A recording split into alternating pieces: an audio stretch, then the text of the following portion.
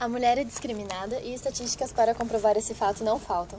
Por exemplo, segundo o censo do IBGE de 2008, o espaço das mulheres no mercado de trabalho é de 57,6% contra 80% dos homens. E tudo isso começa na divisão do trabalho. O trabalho é dividido sexualmente utilizando-se separação e hierarquia, resultando em trabalho produtivo e trabalho reprodutivo. O trabalho reprodutivo é representado quase totalmente pelas mulheres. Segundo o IBGE, elas trabalham até 30 horas a mais que eles, juntando o trabalho reprodutivo com o produtivo. Os homens passam, em média, cerca de 15 horas por semana se dedicando à família, sendo 9,2 horas com o trabalho doméstico contra 20,9 horas das mulheres. Agora que você tem os números, precisamos entender uma coisa. Por que isso acontece? Por que essa divisão? A resposta mais óbvia é que, infelizmente, vivemos em uma sociedade machista, ou seja, a preferência automaticamente vai para os homens. Porém, para nos aprofundar um pouco mais, voltaremos alguns milênios atrás, para entendermos como tudo isso começou. Bom, nosso relato começa na aurora dos tempos, em algum momento entre Neandertal e Cro-Magnon. Nessas eras começou a exploração da mulher. As comunidades humanas viviam em tocas que eram constantemente atacadas por feras. Os machos, aproveitando-se de suas prerrogativas de classe dominante, logo trataram de assegurar para si os lugares mais confortáveis e seguros da ordem social.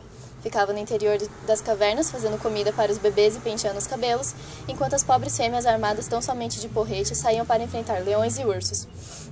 Quando a economia de coleta foi substituída pela agricultura e pela pecuária, novamente os homens espertinhos atribuíram às mulheres as tarefas mais pesadas, como a de carregar pedras, dominar cavalos, abrir sulcos na terra com o arado, enquanto eles ficavam em casa pintando potes e brincando de tecelagem.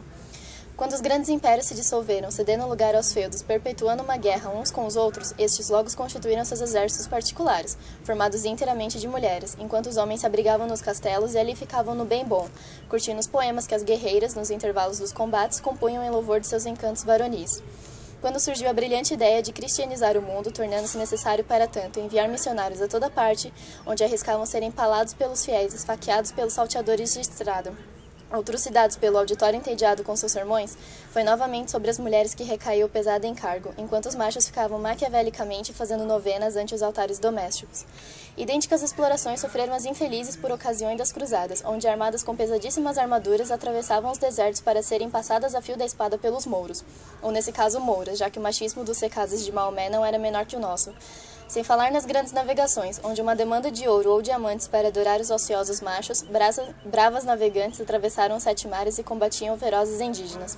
Finalmente, quando o Estado moderno instituiu o recrutamento militar obrigatório, foi de mulheres que se formaram os exércitos estatais, com pena de guilhotina para as fujonas e recalcitrantes, tudo para que os homens pudessem ficar em casa além da princesa de Cleves. Há milênios, em suma, as mulheres morrem nos campos de batalha, carregavam pedras, erguem edifícios, lutam com as feras, atravessam desertos e mares e florestas, sacrificando tudo por eles, os ociosos machos, aos quais não sobrou nenhum desafio mais perigoso do que sujar suas mãozinhas nas fraldas dos nossos bebês. Em troca dos sacrifícios de nossas vidas, nós, suas heróicas defensoras, não exigimos nada de vocês, senão o direito de falar grosso em casa, de furar umas toalhas de mesa com pontas de cigarro, e eventualmente de largar um par de meia no meio da sala para vocês pegarem. Mas como podemos mudar isso? O movimento feminista começou, na verdade criou raízes e teorias, em meados do século XIX e XX. A definição literal do feminismo é um movimento social, filosófico e político que tem como meta direitos equânimes, uma vivência humana liberta de padrões opressores passados em normas de gêneros. Mas para resumir o feminismo, prega que homens e mulheres são iguais, ou seja, deveriam ter direitos iguais independente de gênero. Mas todos nós sabemos que não é bem assim que funciona. Apesar dos movimentos só terem ficado conhecidos agora, não é de hoje que mulheres inflam o peito com bravura para lutar por direitos, apesar de nossa bela sociedade machista nos dizer milhares de vezes que não podemos ter nossos direitos pelo simples fato de termos seios. Embora muitas líderes do feminismo tenham sido mulheres, nem todas as pessoas adeptas do feminismo são mulheres, e nem todas as mulheres são feministas. Um dos pontos de dirigência do interior do movimento é a participação ou não de homens no movimento feminista. O feminismo alterou principalmente as perspectivas predominantes em diversas áreas da sociedade ocidental, que vão da cultura ao direito. As ativistas feministas fizeram campanhas pelos direitos legais das mulheres, direito de contrato, direito de propriedade, direito de voto, pelo direito da mulher à sua autonomia e à integridade de seu corpo, pelos direitos de aborto, pelos direitos reprodutivos, pela proteção de mulheres e garotas contra a violência doméstica, o assédio sexual e estupro, pelos direitos trabalhistas, incluindo licença maternidade, salários iguais, e contra todas as outras formas de discriminações. Uma das melhores maneiras de mudar este quadro é pela educação. Afinal, quanto mais conhecimentos daremos às nossas garotinhas, mais elas perceberão que o destino delas não é ficar em casa cuidando de filhos e maridos, e sim que elas podem se tornar médicas, advogadas, bombeiras, executivas, lutadores, policiais, cientistas e qualquer coisa que quiserem, se assim desejarem. Agora voltaremos às estatísticas. Segundo o IBGE, a mulher representa apenas 44% da população economicamente ativa, mesmo sendo o gênero mais populoso.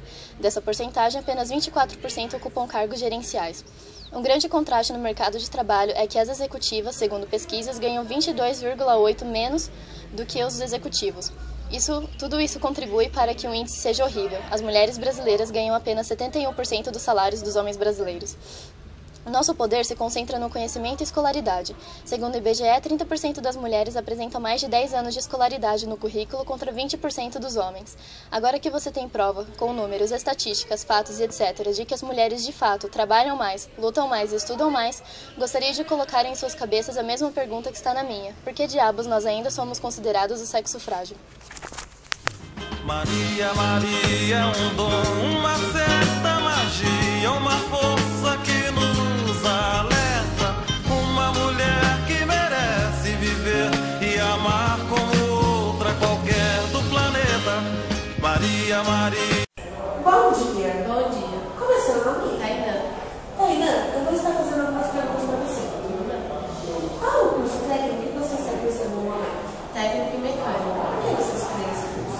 Como eu já fiz o Senai mecânico de usinagem, eu optei por continuar com a área de mecânica e fazendo técnico. O que você acha de mulher no mercado de trabalho atual? Eu acredito que hoje a mulher no mercado de trabalho está cada dia mais fácil. Onde você trabalha, você é valorizada como profissional? Você é mulher? Sim, se valorizada, como se fosse homem, se tratada de uma maneira igual. O que você acha da frase a mulher é sexo frágil? Bom, essa frase depende do ponto de vista. Em relação ao homem, a mulher tem com certeza algumas fragilidades, mas se for pensar na questão do trabalho, a mulher pode exercer as mesmas funções que um homem. Você acha que dentro da empresa há uma diferença de salário entre homem e mulher? Bom, na empresa que eu trabalho não há essa diferença, mas eu já percebi casos onde há uma mulher que exerce a mesma função do homem e seu salário ser inferior por ela ser mulher. Muito obrigada. De nada. Maria, Maria, um dom, uma certa magia, uma força que nos alerta. Uma mulher que merece viver e amar como outra qualquer do planeta. Maria, Maria, o sonho.